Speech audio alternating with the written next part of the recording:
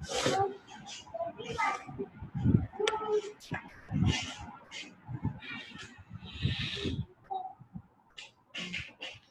alaikum, students. Today we are going to discuss new chapter, chapter number 10, acids, bases and salts. So you have already done this chapter, this concept in class 8 general science. So here we'll discuss this concept in detail.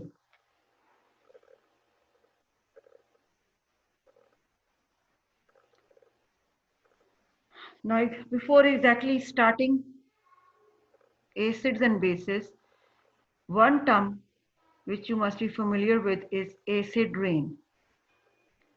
So rainwater normally has acidic pH. Normally भी rainwater की acidic pH होती है क्योंकि आपको पता है carbon dioxide atmosphere में मौजूद होता है, रेन वाटर के साथ मिक्स होके कार्बोनिक एसिड बना लेता है, तो रेन वाटर की पीएच नॉर्मली एसिडिक ही होती है. लेकिन especially there are some oxides like sulfur dioxide and nitrogen dioxide. These two oxides, when combined with rainwater, they produce sulfuric acid and nitric acid. So as a result, such a rain which is having these two acids is called as acid rain. Now this acid rain has many harmful effects. So next is write down a question. What are harmful effects of acid rain? It can damage trees and forests. It washes out aluminium ions from the soil. Aluminium ions from the soil get dissolved in acidic rain. They don't dissolve in normal rainwater, but they dissolve in acid rain. So they can reach into the rivers, lakes, and ponds. So when they reach into the rivers, lakes, and ponds, so over there, they are really harmful for fishes and other aquatic families. Okay. Acid rain का जो second effect है, it also damages the buildings and the statues. You know, marble use होता है बहुत ज़्यादा construction में. तो marble is actually calcium carbonate. Acid rain carbonates या limestone के साथ, limestone marble के carbonates के साथ react करके उसको dissolve कर देगा, ठीक है? और as a result, it can damage the buildings also. अब next, ये जो अभी हमने causes पढ़ी, acid rain is caused because of the oxide, sulfur dioxide and nitrogen oxide. These two oxides not only in the atmosphere produce acid rain, बल्कि cigarettes जो लोग smoking करते हैं, तो cigarette smoking में भी these two acids are released. So smokers what they are doing is कि जब वो smoking कर रहे हैं तो not only they are inhaling carbon dioxide बल्कि sulfur dioxide भी inhale कर रहे हैं. तो sulfur dioxide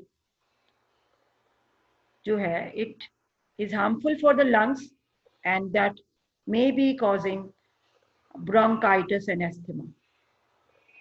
अच्छा, अब ये properties of acids and bases. Acids का taste sour होता है, bases का bitter होता है. Acids turn blue litmus red, bases turn red litmus blue. Acids are corrosive to skin and bases they harm skin tissues. और electrical conductivity दोनों के जो aqueous solutions हैं, aqueous solution is solution in water, they are good conductors of electricity. ठीक है? So ये एक in general हमने acids और bases की properties पढ़ी. उसके बाद अगली चीज जो इस चैप्टर में हम डिस्कस करेंगे, concepts of acids and bases. There are three concepts of acids and bases which we will discuss. Arrhenius concept, Bronsted-Lowry concept, second concept is Bronsted-Lowry concept, and third concept is Lewis concept. So we'll first start with Arrhenius concept, right? Arrhenius concept is named so after the name of the scientist Arrhenius. ठीक है, chemist Arrhenius. अच्छा, अब Arrhenius concept कैसे explain करता है acid को? According to this concept, acid is a substance that ionizes in water to produce H positive ion. अच्छा, normally आपको पता है HCl. HCl एक अगर वाटर में डिसॉल्व करते हैं तो आयनाइज हो जाता है. आपने फर्स्ट ईयर में भी, नाइन्थ में भी पढ़ा था कि बहुत सारे कंपाउंड्स हैं जो वाटर में डिसॉल्व होके आयनाइज हो जाते हैं. ठीक है, सो और उन्हें कहते क्या है? इलेक्ट्रोलाइट्स. इलेक्ट्रोलाइट्स कहते हैं उनको. तो जैसे NaCl आपने पढ़ा था, NaCl डिसॉल्व होता है वाटर में तो it gives us Na+ and Cl- ion. Similarly, HCl when dissolved in water it gives us H positive and Cl negative ion. So according to Arrhenius definition, HCl is a substance which has ionized in water to give H positive and Cl negative ion. ठीक है. Second, HNO3. HNO3 is a substance which when we dissolve it in water, it dissociates to give us H positive and NO3- ion. So HNO3 is also an acid. इसी तरह अगर आप यहाँ H2SO4 ले लो, sulphuric acid का क्या है formula? H2SO4. H2SO4 को अगर आप वाटर में आयनाइज करोगे तो what should it give us? H2SO4 में कितने H पॉजिटिव निकलेंगे? 2H positive plus SO4- 2. ठीक है. So any substance which dissolves in water and it ionizes and produces H positive ion is called as acid.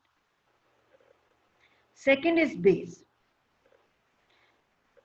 According to Arrhenius concept, a base is a substance that ionizes in water to produce OH negative ions. Example, sodium hydroxide is a solid. हम इसको water में dissolve करते हैं, आसानी से dissolve हो जाता है. डिसॉल्व होने के बाद ये क्या करेगा? It breaks into ions. कौन कौन से आयंस में ब्रेक होगा? Na+ and OH- ions. ठीक है. Since it is producing hydroxide ion, OH- ions को क्या कहते हैं?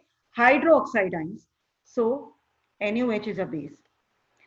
Similarly, KOH dissolves in water to give us K+ and OH- ions. ठीक है. So since it is producing hydroxide ions, so KOH is also a base. ठीक है. अब बेटा आपने कोशिश करनी है कि आप इक्वेशन लिखें कैल्शियम हाइड्रोक्साइड की डिसोसिएशन की. ठीक है, खुद से. क्या है फॉर्मूला कैल्शियम हाइड्रोक्साइड का? CaOH whole twice. So according to Arrhenius concept, an acid is a proton donor. Sorry, an acid is a substance that produces H positive ion in water. A base is a substance that produces OH negative ions in water. ठीक है. अच्छा, now which substances of the following reactions are acids and bases? The first one, ज़ाहिर H positive ion produce किया, it is acid. The second one,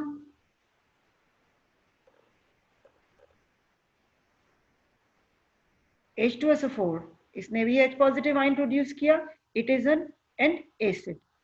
KOH ने produce किया OH negative ion, so it is a base.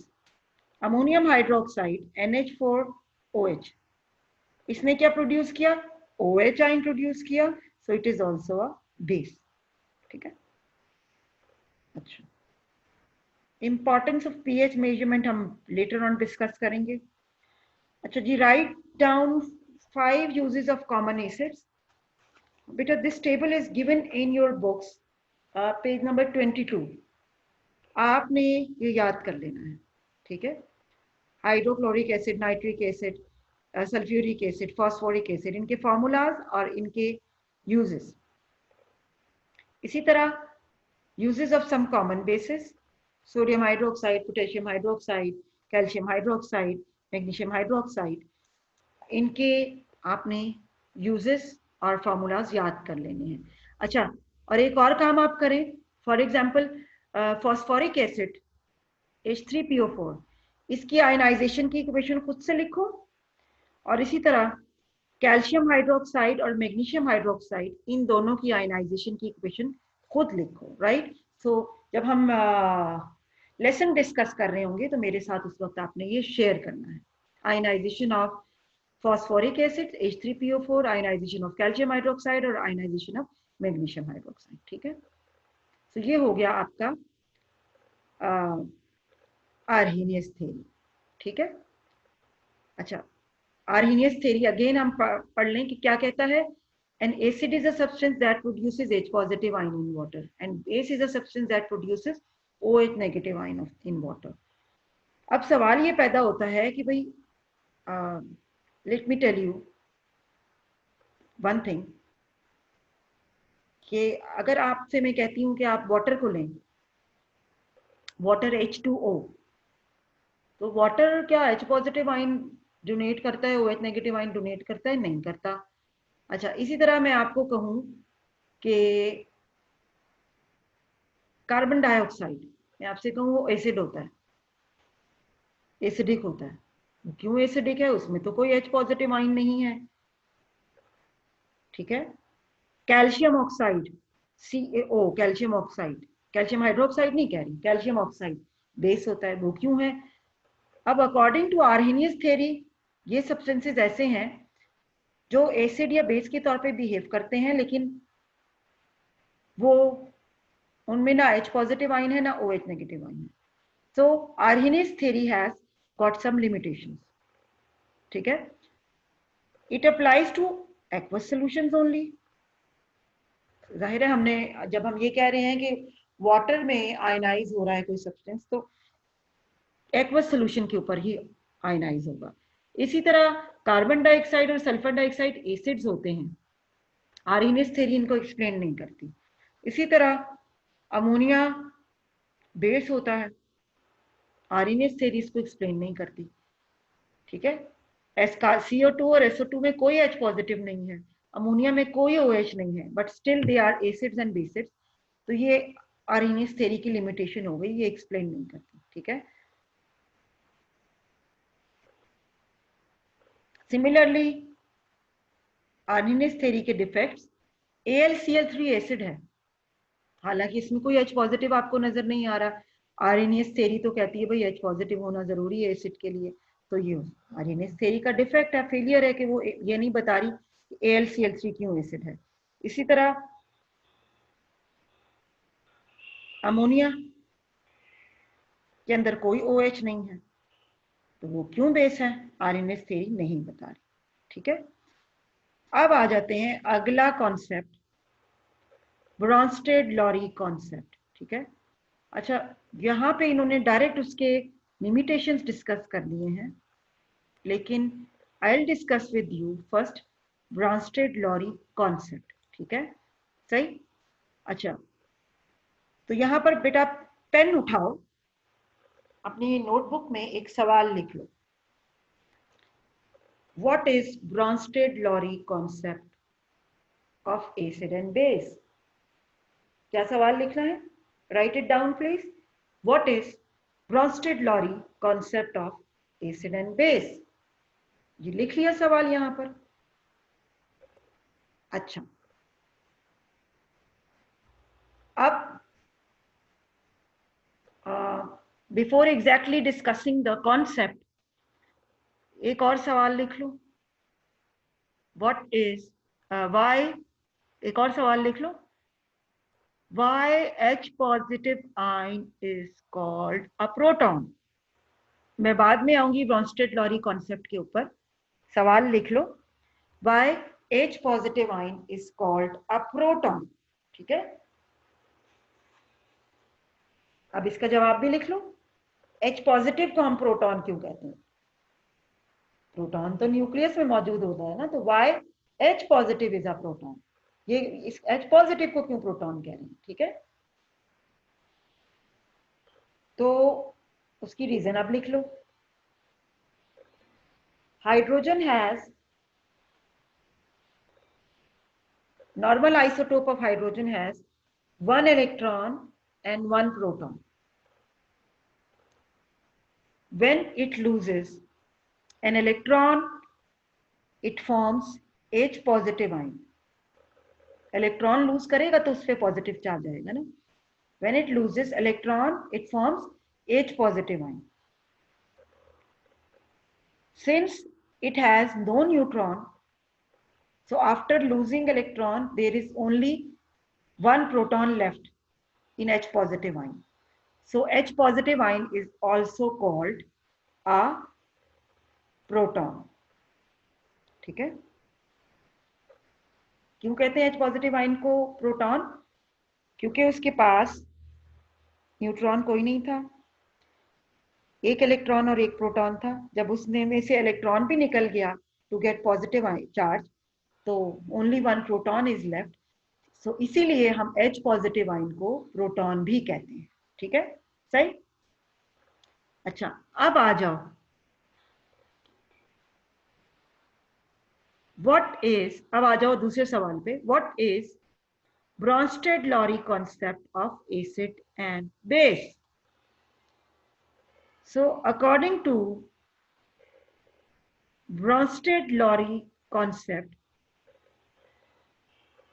अब ये heading डाल लेना Bronsted-Lowry concept की। Substance which donates a proton is called acid.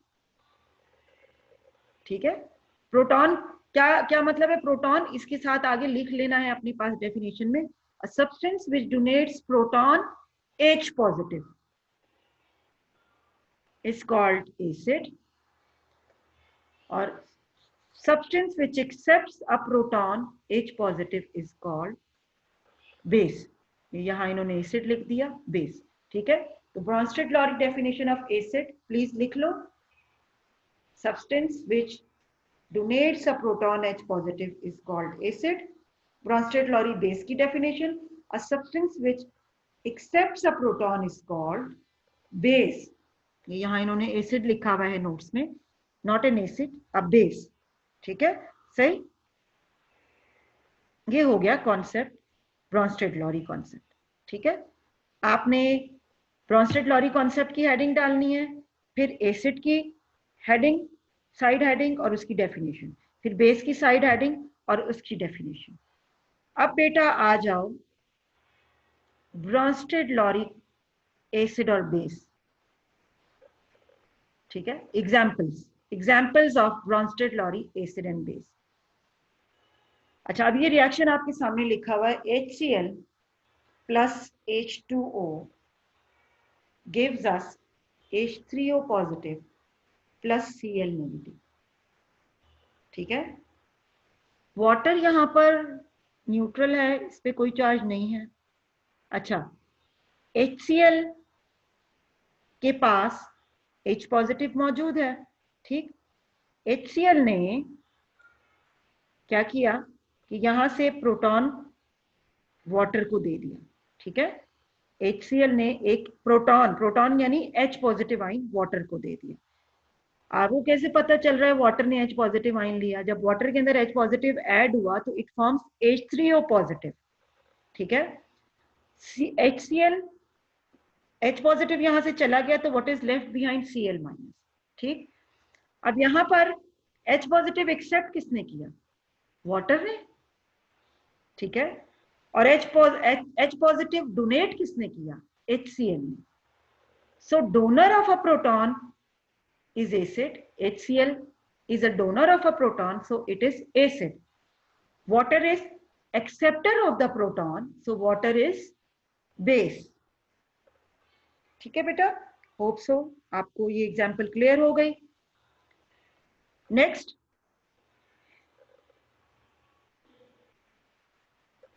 H2O plus NH3। NH3 यहां neutral है। ठीक है, अच्छा, NH3 चेंज होके इसने NH4 प्लस बना लिया। ठीक, अब NH3 के पास H पॉजिटिव आया तो उसने NH4 प्लस बनाया। NH3 के पास H पॉजिटिव कहां से आया, किसने उसे दिया, वाटर ने दिया।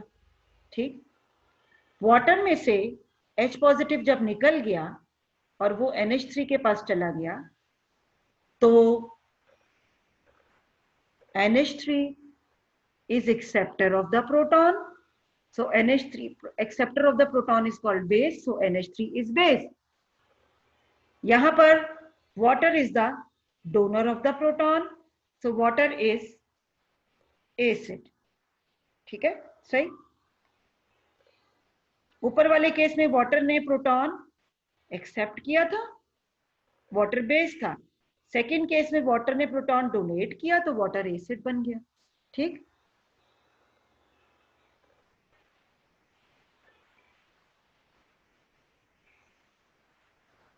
अब आ जाओ भाई self assessment exercise 10.1। First, H2SO4 plus H2O gives us HSO4 minus plus H3O positive. Again water change हो गया किसमें, H3O पॉजिटिव में। वाटर ने क्या किया, प्रोटॉन एक्सेप्ट किया। अब इस तरह करो, आप ये इक्वेशन लिखो अपने पास कॉपी पे प्लीज, ये इक्वेशन लिख लो। H2SO4 plus H2O gives HSO4 minus plus H3O positive. लिख ली इक्वेशन कॉपी पे। उसके बाद वाटर के नीचे लिखो एक्सेप्टर ऑफ प्रोटॉन, H2SO4 के नीचे लिख लो donor of proton. Donor of proton is an acid, तो H2SO4 क्या होगा, एसिड होगा। whereas acceptor of proton is base, so water क्या होगा, बेस होगा। बच्चे ले गए यहाँ नहीं। ठीक है बेटा, अब आ जाओ अगले रिएक्शन पे। अगले रिएक्शन में फिर आपको क्या नजर आ रहा है, ये पहले इक्वेशन लिख लो। CH3COOH एसिटिक एसिड का फॉर्मूला है, plus H2O gives us CH3COO minus plus H3O positive.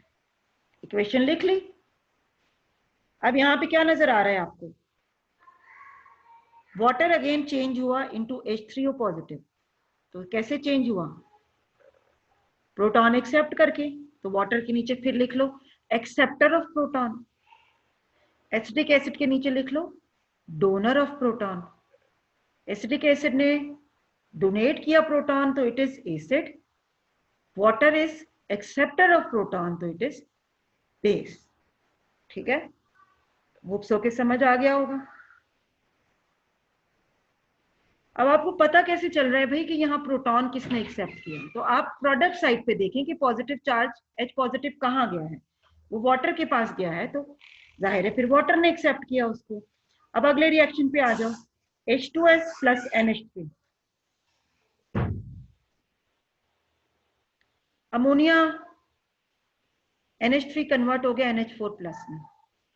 ठीक है, तो इसका मतलब है कि प्रोटॉन किसके पास गया, अमोनिया के पास। अमोनिया के नीचे लिखो प्रोटॉन एक्सेप्टर, H2S के नीचे लिखो प्रोटॉन डोनर। देखो इसके पास यहाँ दो थे, प्रोडक्ट में एक रह गया है, तो इसका मतलब है इसने H पॉजिटिव डोनेट किया, proton donor. Proton donor is acid, proton acceptor is base. Ammonia is base, H2S is acid. ठीक है, इसको लिखकर प्रैक्टिस करो। अच्छा, यहाँ पे इन्होंने जरा डिस्क्रिप्शन दी हुई है, but you do it the way I have told you. H2SO4 के नीचे लिख दोगे डोनर ऑफ प्रोटॉन, वाटर के नीचे लिख दोगे एक्सेप्टर ऑफ प्रोटॉन, वाटर के नीचे फिर लिख दोगे बेस, और H2SO4 के नीचे लिख दोगे एसिड। राइट,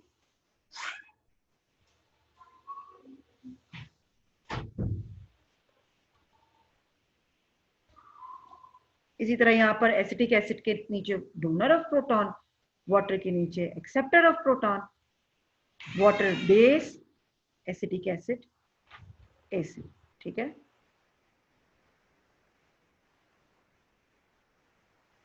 अच्छा, अब बेटा यहां पहुंचकर एक दफा फिर रिकॉल कर लेते हैं Bronsted Lowry definition. According to Bronsted Lowry definition, an acid is a proton donor, a base is a proton acceptor. Arrhenius को रिकॉल कर लेते हैं। According to Arrhenius concept, an acid is a substance that ionizes in water to produce H positive ion. A base is a substance that ionizes in water to produce OH negative ion. ठीक है, ये दो concept हमने पढ़ लिए। ठीक, अब बेटा ब्रॉन्स्टेड-लॉरी थ्योरी की भी कुछ लिमिटेशंस हैं। ब्रॉन्स्टेड-लॉरी नहीं एक्सप्लेन करता why SO2, CO2, BF3 these are acids, why calcium oxide is base। अच्छा, ना तो इनके पास, इन सब्सटेंसेस के पास, ये जो सब्सटेंसेस आपको यहाँ पर नजर आ रहे हैं SO2, CO2, CaO और BF3, ना तो इनके पास H पॉजिटिव है, ना इनके पास OH नेगेटिव है, ना ये प्रोटॉन एक्सेप्ट करते हैं, ना ये प्रोटॉन डोनेट करते हैं, तो still they are acids and bases. So why is it so? ऐसा क्यों है? ना आर्हेनियस थ्योरी एक्सप्लेन करती है, ना ब्रॉन्स्टेड-लॉरी थ्योरी एक्सप्लेन करती है। ठीक है, तो इन दोनों थ्योरीज के ये ड्रॉबैक्स हैं। ठीक, so to overcome the drawbacks of these two theories, there was introduced another theory, that was Lewis concept. ठीक है, Lewis concept of acid and bases. Again, after the name of the scientist, this concept is called Lewis concept. ठीक है, अच्छा, now before starting this concept, again अपनी pencil उठाएं और आप दो तीन बातें अपने पास लिख लें। While we'll be discussing Lewis concept, तो दो तरह के सब्सटेंसेस हमारे पास होंगे जो हम इस कॉन्सेप्ट को एक्सप्लेन करने के लिए यूज करेंगे। Number 1, electron deficient,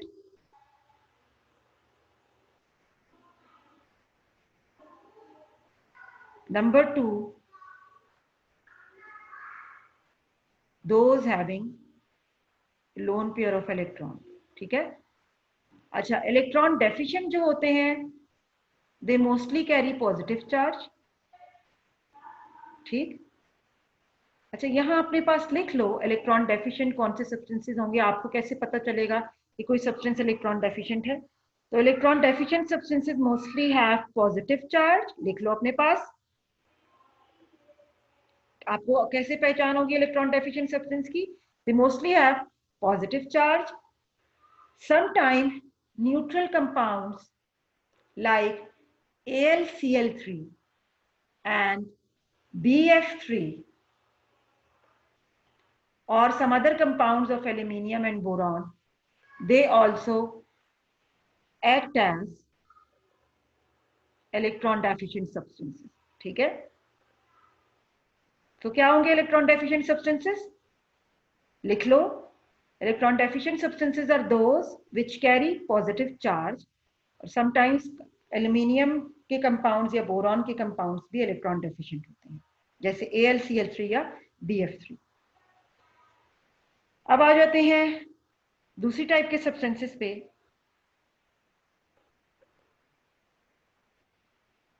which will be electron donor। उनका कैसे पता चलेगा? Those substances which have negative charge are electron donor, और those substances which have lone pair of electron। lone pair पढ़ा था 9th में आपने। lone pair of electron Jin substances पे होता है वो भी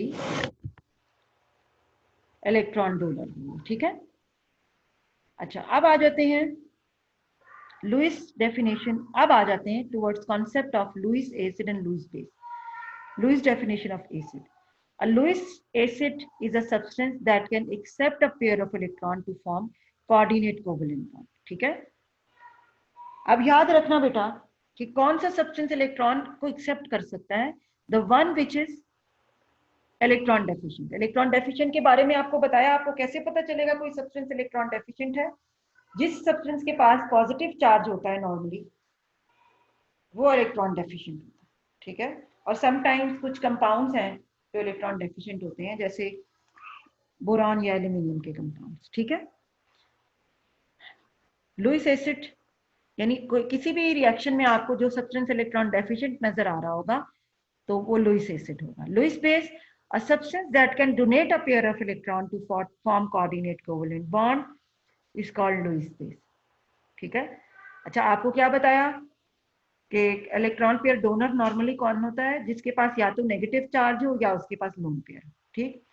अब देखो यहाँ पर आपके सामने लिखा हुआ है दो सब्सटेंसेस हैं, ए और बी, ठीक है।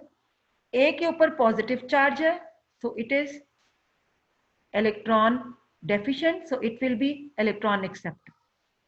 बी के पास नेगेटिव चार्ज है तो it will be electron donor, ठीक है। Electron donor is called Lewis base, electron acceptor is called Lewis acid. तो A plus is Lewis acid, B minus is Lewis base, और ये दोनों आपस में कंबाइन होंगे तो ए और बी आपस में कोऑर्डिनेट कोवलेंट बॉन्ड बनाएंगे।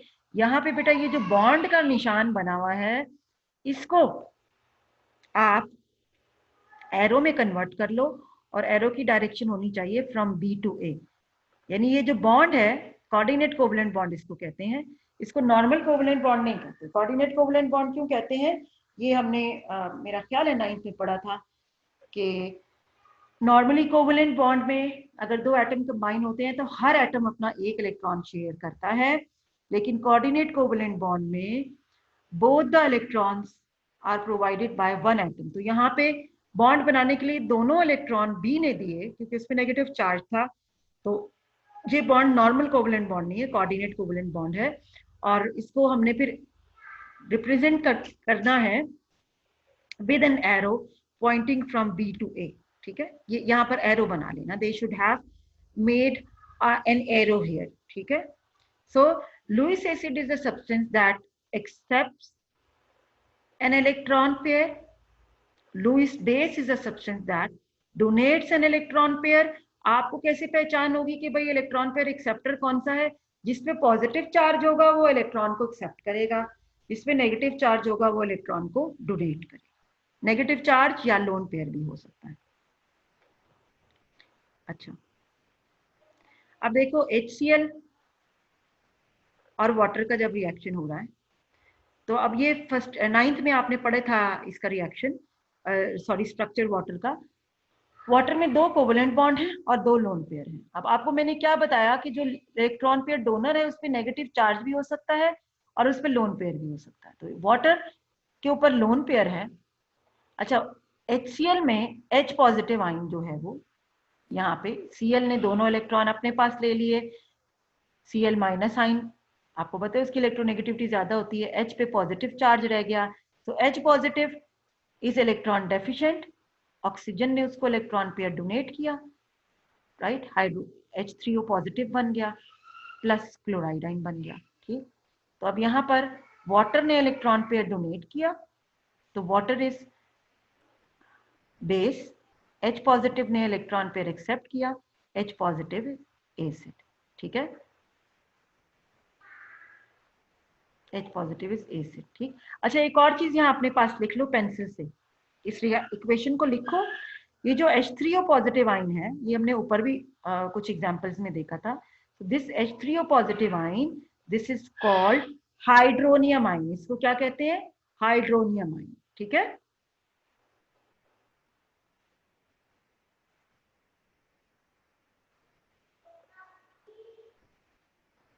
अब यहां पर आ जाओ।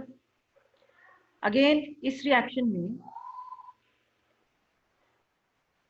अमोनिया का ये स्ट्रक्चर है, 9th में पढ़ा था आपने। अमोनिया में नाइट्रोजन के पास लोन पेयर है, HCl में हाइड्रोजन पे पॉजिटिव चार्ज है। तो नाइट्रोजन के पास लोन पेयर है, जिस चीज के पास लोन पेयर होता है वो इलेक्ट्रॉन पेयर डोनर होता है, और electron pair donor is a base. So ammonia क्या है? बेस। ठीक है. Ammonia is a base because nitrogen in ammonia can donate a pair of electron to hydrogen atom in HCl. ठीक है. अच्छा, HCl का H जो है वो इलेक्ट्रॉन पेयर एक्सेप्टर है क्योंकि इस पर पॉजिटिव चार्ज है. सो अमोनिया का nitrogen donates a proton to hydrogen of HCl. ठीक. अब क्लोराइड तो अलग हो गया, हाइड्रोजन और क्लोरीन का बॉन्ड ब्रेक हुआ, क्लोराइड अलग हो गया, Cl माइनस साइन बन गया और H पॉजिटिव ने नाइट्रोजन के साथ यहाँ 3 हाइड्रोजन लगे हुए थे. अब जो लोन पेयर है उसके थ्रू ये बॉन्ड बनाएगा विथ 4th हाइड्रोजन. अब ना अमोनिया के पास खुद तो पॉजिटिव चार्ज नहीं था, न्यूट्रल था वो. ठीक है, नेगेटिव चार्ज भी नहीं था, पॉजिटिव भी नहीं था, अमोनिया न्यूट्रल था. जब 4था हाइड्रोजन आया तो इस पे पॉजिटिव चार्ज आ गया. ठीक है, सही. So which species donating electron pair? This is electron pair donor, ये एसिड होगा, बेस होगा. और this is electron pair acceptor, ये एसिड होगा. ठीक है.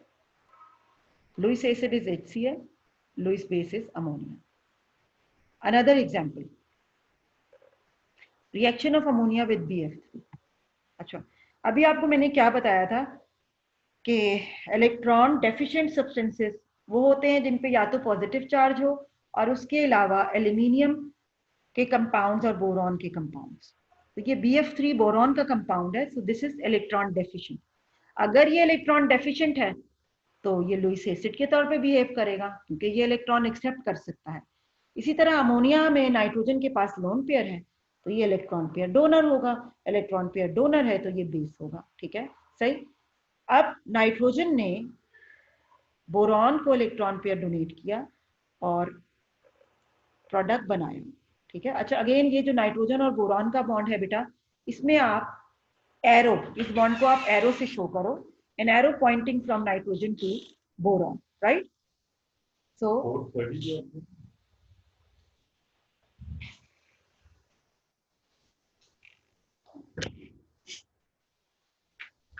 nitrogen is electron pair donor here, BF3 is electron pair acceptor, nitrogen of ammonia is electron pair donor. So ammonia is Lewis base and BF3 is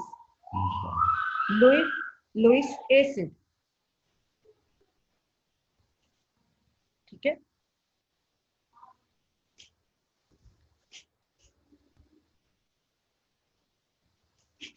अच्छा, again बेटा Cl minus and AlCl3. AlCl3 again aluminium compound, electron deficient है, chloride is having negative charge. AlCl3 electron deficient है तो ये electron pair acceptor होगा, it will be acid. Cl minus पे negative charge है, ये electron pair donor होगा तो it will be base. ठीक है. H plus और OH minus को अगर देखो यहाँ पर, H plus इलेक्ट्रॉन डेफिशिएंट है, ये इलेक्ट्रॉन पेयर एक्सेप्ट करेगा, ये एसिड होगा. OH माइनस पे नेगेटिव चार्ज है, ये इलेक्ट्रॉन पेयर डोनर होगा, ये बेस. ठीक है. सो दैट्स इट बेटा for today. So hope so कि आप इसको अच्छी तरह प्रैक्टिस करेंगे. And let me tell you the questions which you are supposed to do from exercise to get more clear concept. And if you have any problem, we will of course discuss during our lesson. Page number 43, question number 5, question number 6,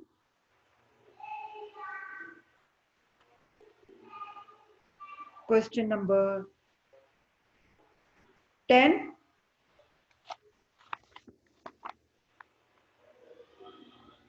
ठीक है. And question number 11 you can also do it, right? Question number 11 भी कर सकते हो and question number 12 also. ठीक है, question number 12 भी कर सकते हो. अच्छा, let me tell you one thing. यहाँ पे question number 12 में एक मुझे कंपाउंड नजर आ रहा है जो आपको मैंने बताया नहीं है कि लुईस एसिड है या बेस है। एल्यूमिनियम और बोरॉन के कंपाउंड तो मैंने बताया कि हमेशा लुईस एसिड होते हैं। FeCl3 नजर आ रहा है मुझे, तो ये भी लुईस एसिड के तौर पे बिहेव करता है। ठीक है बेटा। सो आपने अच्छी तरह से ये प्रैक्टिस करनी है, एक्सरसाइज को प्रैक्टिस करना है और नोट डाउन करके रखिएगा प्रॉब्लम्स, whichever problems आप you face while you are going through the lecture, वो नोट डाउन करके रखें ताकि आप लेसन के दौरान उसको क्लियर कर लें। थैंक यू बेटा।